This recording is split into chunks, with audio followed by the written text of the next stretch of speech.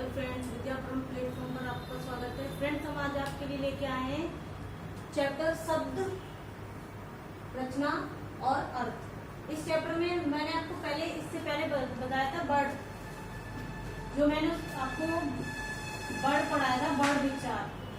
उसी में आज ये हमारा दूसरा था शब्द विचार। तो आज हम आपको यही पढ़ाएंगे शब्द विचार, ठीक है। तो हम इसमें आपको बताएंगे शब्द की रचना कैसी हुई, शब्द का अर्थ क्या है। इसमें से बस इसमें से कोई ज्यादा क्वेश्चंस तो नहीं पूछे जाते, फिर भी ये हमारे लिए जरूरी है। भले ही थोड़ा एक क्वेश्चन पूछा जाए, लेकिन एक एग्जाम में एक क्वेश्चन भी बहुत इंपॉर्टेंट होता है। तो आज हम आपको शब्द विचार पढ़ाएंगे। तो इसका अर्थ क्या होता है? जो शब्द होता है, इसका अर्थ होता है अक्षरों से निर्मित, जो हमारा अक्षर होता है उससे निर्मित सार्थक एवं स्वतंत्र ध्वनि। यानी कि जो शब्द होता है वो क्या होता है? अक्षरों से निर्मित, अक्षरों से निर्मित। कैसी ध्वनि? अक्षरों से निर्मित कैसी ध्वनि? सार्थक एवं स्वतंत्र, सार्थक एवं स्वतंत्र,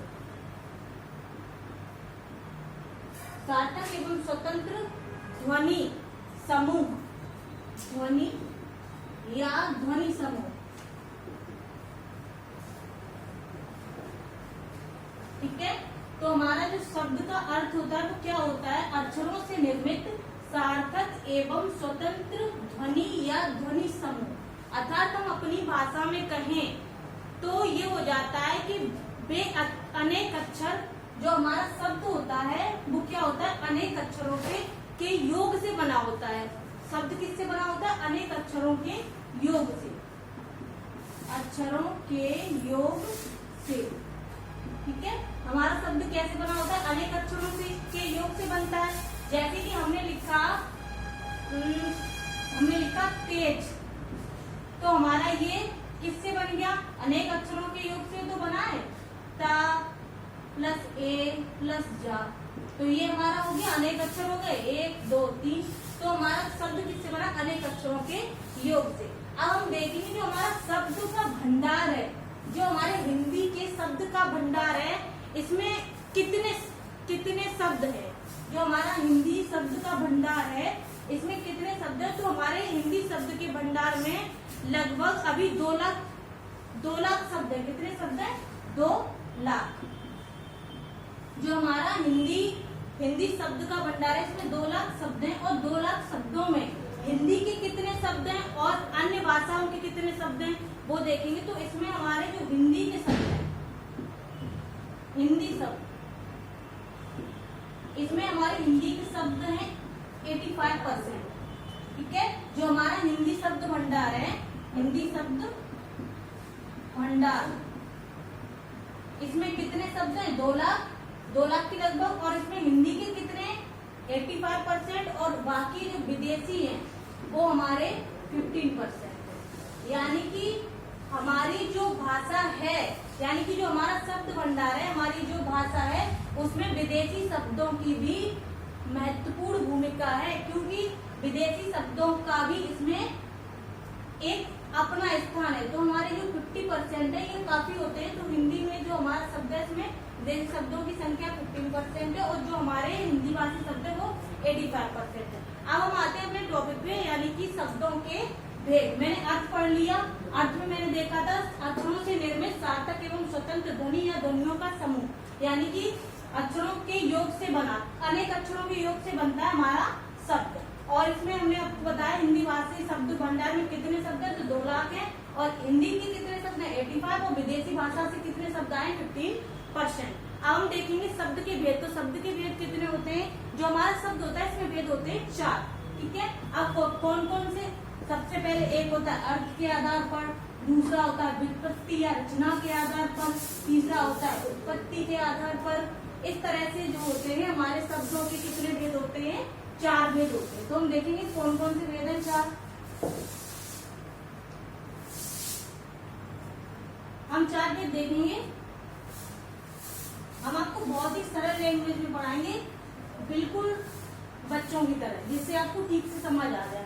सबसे पहले हम देखेंगे, यहाँ पे हम लिख देंगे शब्द के भेद। शब्द के भेद, हमारे शब्द के भेद कितने? 4 हैं। अर्थ के आधार पर, अर्थ,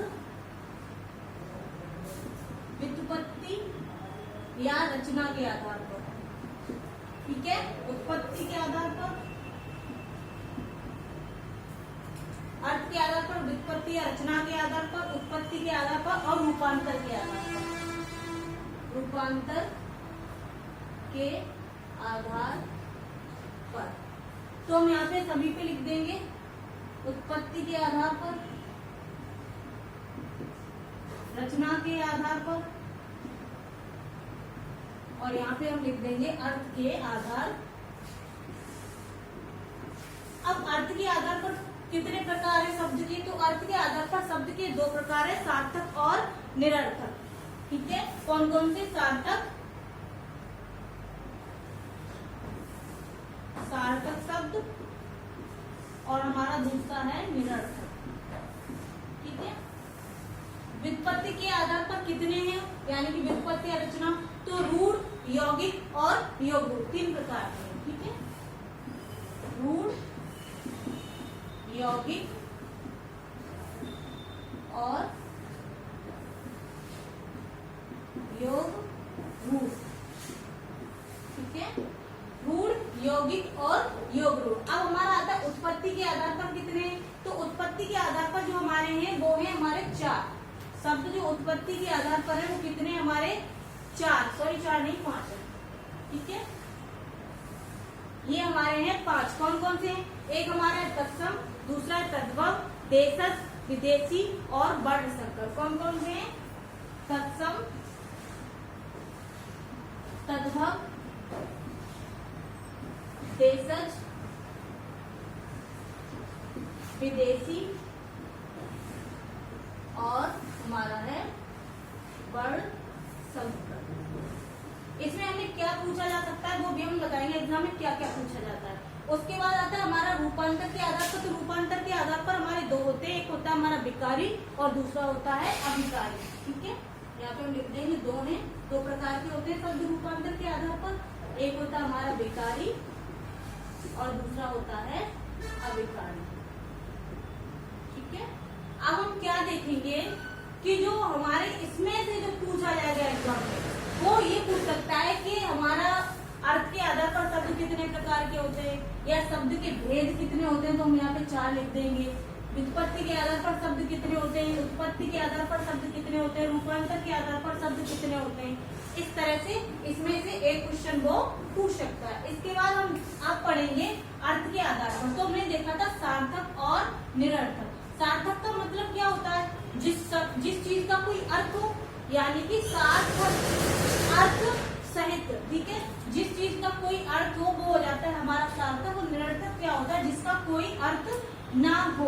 अब अर्थ कैसे ना हो, अर्थ कैसे हो? जैसे कि हमने लिखा है यहाँ पे रोटी। हम अक्सर घर में क्या बोलते हैं? रोटी वोटी खिला दो कुछ। तो जो रोटी है वो तो हमारा सार्थक शब्द हो गया। बोटी जो हो गया वो हमारा कैसा हो गया? निरर्थक शब्द हो गया। यानी कि हमारा रोटी बोटी कैसा हो गया? एक सार्थक हो गया, रोटी और बोटी हमारा हो गया निरर्थक। ठीक है, उसके बाद खाना पीना। ठीक है, एक साथ कहते ना खाना खाना बाना खिला दो। ठीक है, खाना बाना खिला दो। तो हमारा खाना तो ठीक है हम बोलते हैं खाना, लेकिन बाना क्या है? तो बाना हमारा कोई अर्थ तो नहीं है, तो वो हो गया हमारा निरर्थक। खाना हो गया हमारा सार्थक। अब हम देखेंगे उत्पत्ति के आधार पर जो हमारे हैं वो देखेंगे। ठीक है, इसमें हमारा है रूढ़। रूढ़ शब्द क्या है? यानी कि जो हमारा रूढ़ शब्द होता है शब्दों के योग से नहीं बना होता है। कैसे बना होता है? ये शब्दों के योग से नहीं बनता है। अगर हम इसके खंड करेंगे यानी कि इसको अगर तोड़ेंगे तो उसका कोई भी अर्थ नहीं होगा। रूढ़ शब्द क्या होता है? ये शब्दों के योग से नहीं बनते।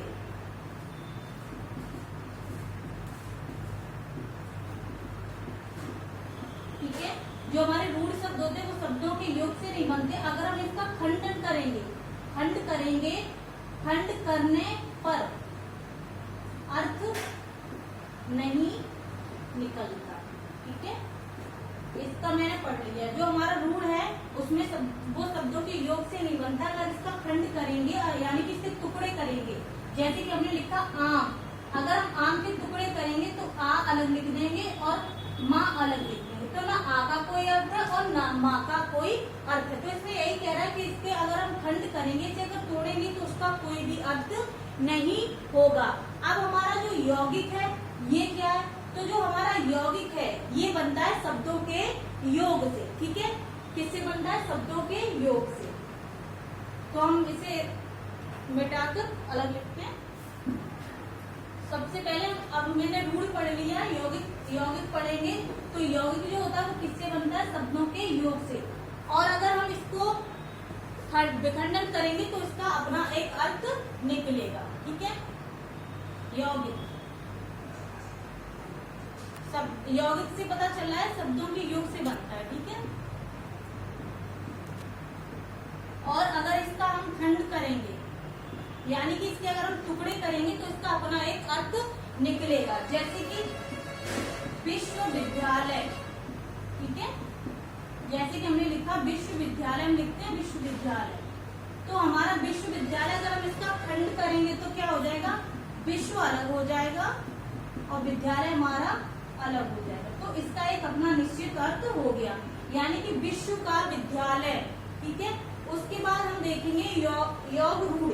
जो हमारे योग रूढ़ शब्द है वो क्या होते हैं, तो हम देखेंगे जो योग रूढ़ शब्द होते हैं वो दो या दो से अधिक शब्दों से बनते हैं और इनका अपना सामान्य अर्थ न होकर किसी अदर पे इनका जो अर्थ होता है वो डिपेंड होता है। वो कैसे होता है वो देखेंगे, ठीक है।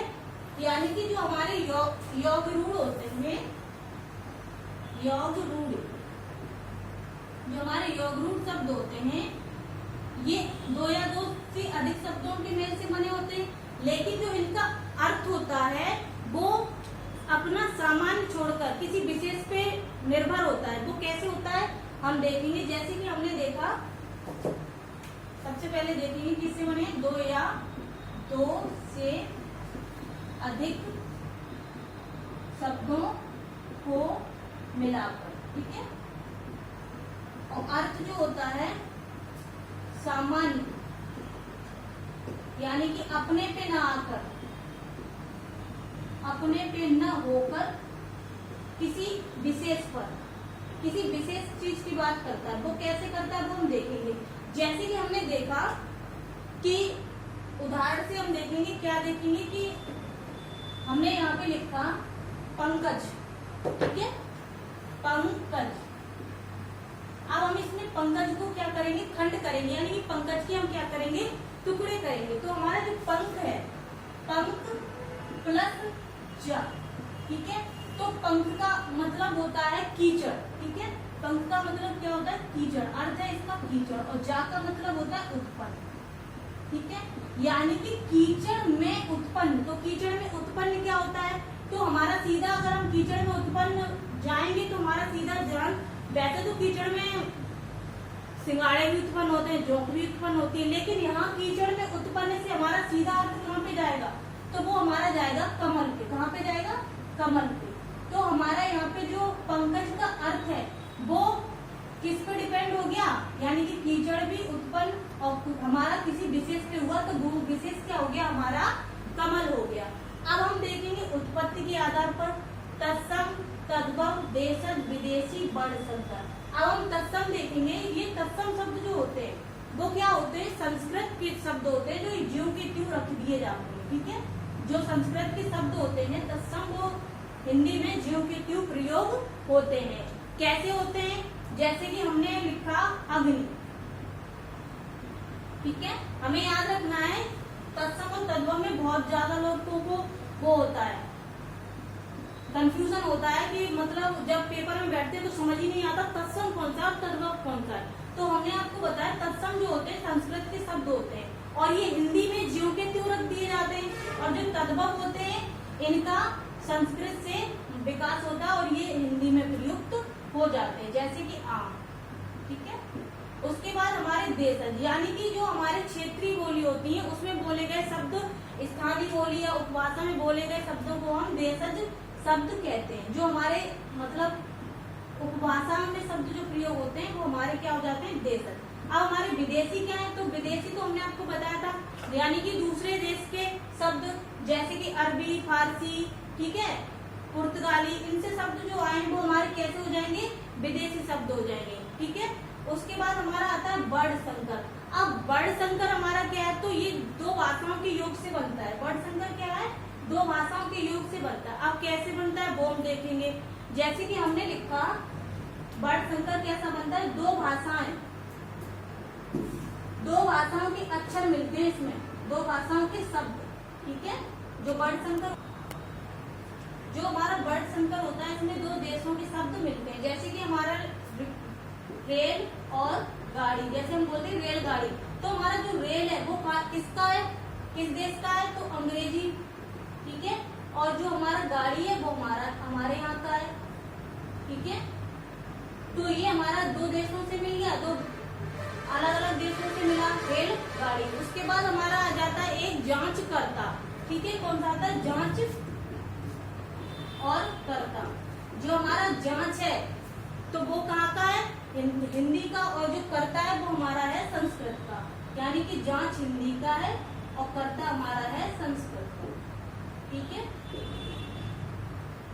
उसके बाद हम देखेंगे अपना रूपांतर के आधार पर। तो हमने देखा रूपांतर के आधार पर विकारी और अविकारी। ठीक है, विकारी में हमारा आता है संज्ञा, सर्वनाम, विशेषण और क्रिया विशेषण। ठीक है, विकारी में कौन कौन से आते हैं, संज्ञा, सर्वनाम, विशेषण और उसके बाद आता है क्रिया विशेषण। ठीक है, और जो अविकारी शब्द होते हैं इसमें हमारे कौन से आते हैं, तो इसमें भी हमारे आते हैं क्रिया विशेषण, संबंध बोधक, समुच्चय बोधक और विषमयार्थ बोधक। कौन कौन से आते हैं, क्रिया विशेषण, संबंध बोधक, समुच्चय बोधक और विषमयार्थ बोधक शब्द। अब हम इन्हें अगली क्लास में तो अभी फ्रेंड्स मैंने ये तो देख लिया, जो हमारा शब्द है इसको मैंने अपना जो हल्के से पढ़ लिया है ऊपर। फ्रेंड्स मैंने शब्दों का वर्गीकरण तो कर लिया, लेकिन अब इसका जो जैसे तत्सम है, तद्भव है और जो भी हमारे देशज विदेशी शब्द हैं, इनको हम नेक्स्ट क्लास में अच्छे से आपको बताएंगे और भी उदाहरण लेके आएंगे जिससे आपको अच्छे से समझ में आए। चैनल को लाइक करें, सब्सक्राइब करें।